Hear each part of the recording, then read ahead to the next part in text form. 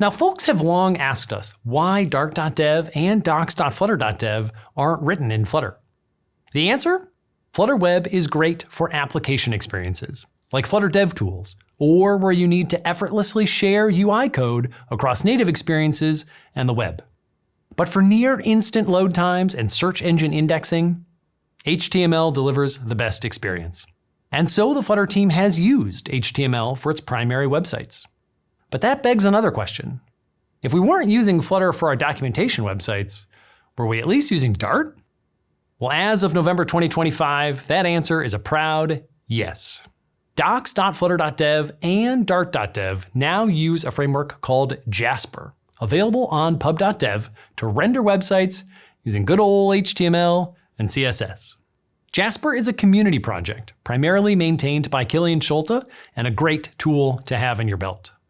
Today, I'm going to show you how you can use Jaspr to build a traditional website experience with Dart while sharing business logic with your Flutter app. Let's dive in. To explore Jaspr, I'm going to make a website called Buddy Finder, where you find cats and dogs up for adoption in your area, because everybody knows that cats and dogs are the best buddies. I'm opening up Antigravity and letting Gemini get to work on this prompt.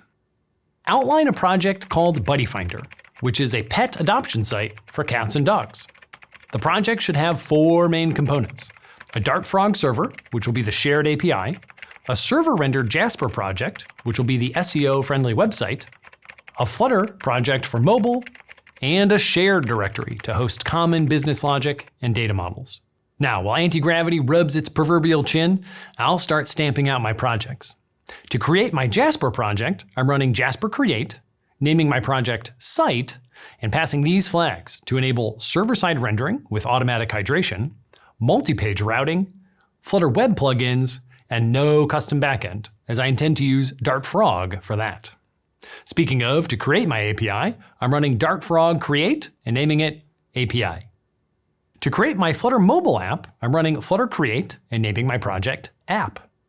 And lastly, for all my shared code, I'm running Dart create-t package and then naming that shared. Great, I'm ready to get coding. To start, Gemini added this pet data class, which uses freezed to my shared package, and these 2 important routes, API/pets and API/pets/NID to my Dart Frog API. Additionally, I'm storing images of nearby buddies in the Dart Frog public directory, though of course any real database-driven app would dynamically store images in a public bucket. Now with all that in order, we can turn our attention to Jaspr. The first thing to remember is that Jaspr's rendering pipeline produces HTML and CSS. This differs from Flutter, which renders pixels directly to a canvas. To produce this HTML and CSS, Jaspr uses classes called components, which take heavy inspiration from Flutter widgets. After all, Jaspr was written by a Flutter developer for Flutter developers. Right, Killian?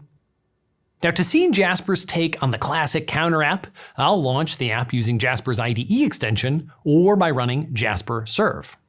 Now, Jaspr the framework is named after its creator's dog, who is obviously the very best boy and inspired this demo. Killian, tell the real Jaspr I said hi. Now that Jaspr is up and running, let's take a look at how it works. Jaspr comes with multiple different rendering modes, including static site generation, dynamic per request server-side rendering, and of course, fully client-side rendering. Since I'm talking to a make-believe database through my Dart Frog server, I chose server:auto when I created my project for the dynamic per request rendering mode. Auto here means automatic hydration, which we'll get to later. Now that I'm ready to start rendering some UI, it's time to look at Jaspr components. Immediately reminiscent of plain old Flutter widgets, Jaspr components come in stateless and stateful varieties, and have a very familiar looking build method. But take a peek inside that build method. Instead of assembling familiar widgets like rows, columns, or containers, the objects in play are DOM elements like divs, anchor tags, or paragraph tags. These objects, provided by the Jaspr framework, don't work like Flutter widgets. They don't use typical Flutter render objects to talk to impeller to render pixels. Instead, they produce HTML that will be returned to the client.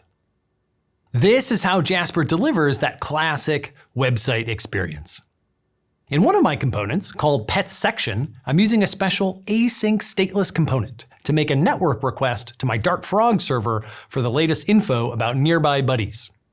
And that pet class that's getting returned, it's the very same one from my shared project. All I have to do is include shared in each pubspec.yaml file with a path to the local project, and it's available for use everywhere. My Dart Frog API, my Jaspr website, and my Flutter app. Pretty cool. A concern unique to websites is how to pass control of our HTML over to JavaScript after it arrives at the client. This problem is called hydration, and Jaspr has a great solution. Remember that :auto bit that appeared after server in our rendering mode flag? Well, as I said, that means auto hydration, and it's what tells Jaspr to look for @client decorators on any of our components. Any such classes will be included in the bundle returned to clients on each request, and is how you add client-side behavior. This means you can write special Dart code within an if k is web check, and that code will only run in your user's browsers, which is a required feature for any full-stack web framework. With these Jaspr mechanics in mind, let's jump ahead and start looking at some adorable buddies. Here is Buddy Finder, all coded up in Jaspr. I used Stitch with Google to help me design a UI, asked Gemini to write matching HTML and CSS, and then I used Gemini again to port that HTML over to Jaspr components. And just like that, I have both my Flutter app and my Jaspr website using a shared API with shared classes and logic. For a closer look at these mechanics, check out the GitHub repository linked in the show notes below. Flutter Web is an amazing tool and an instant way to bring your Flutter mobile app or desktop apps to the web. By using Canvas and hardware-accelerated graphics, Flutter Web gives you the same great performance and consistency that you expect from native platforms. But using a canvas instead of HTML means you need to be thoughtful about the trade-offs around integrating with more traditional web features like server-side rendering and search engine indexing. Jaspr offers a solution to this problem, and in the Flutter team's opinion, is a great complement for when you need full web integration and are comfortable only sharing business logic. By enabling you to share that business logic with your Flutter apps, Jaspr allows you to bring your experiences to the web without compromising on initial load time, SEO, find in page, or any of the other strengths of HTML and CSS, and all without ever leaving the friendly confines of Dart. Now, we're really excited to finally have Dart.dev and docs.flutter.dev built with Jaspr. If you have time this weekend, take Jaspr for a spin. Give it a try and let us know what you think. The GitHub repository for the project seen in this video is linked in the show notes. We also had Killian on Observable Flutter last year to chat about Jaspr, and you'll find the link to that in the show notes below as well. Thanks so much for watching, and I can't wait to see what you build.